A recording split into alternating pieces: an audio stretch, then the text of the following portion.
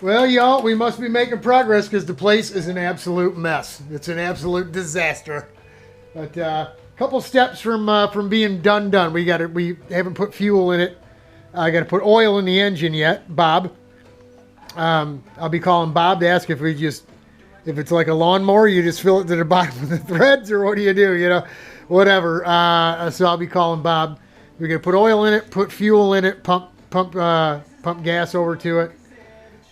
Make sure nothing leaks or whatever. We got to put brake fluid in and bleed brakes, which is, you've seen us do that before, be cake.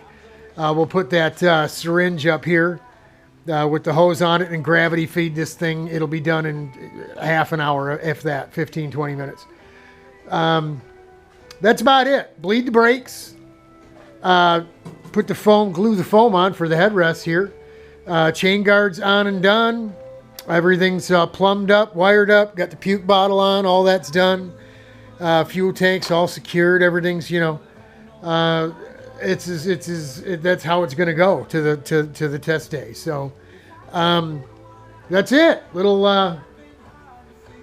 like Johnny says, little 5-minute jobs, 1,000 5-minute jobs take you forever to get done, but, I was out here most of the day, probably, about 6-7 hours playing around with this thing today.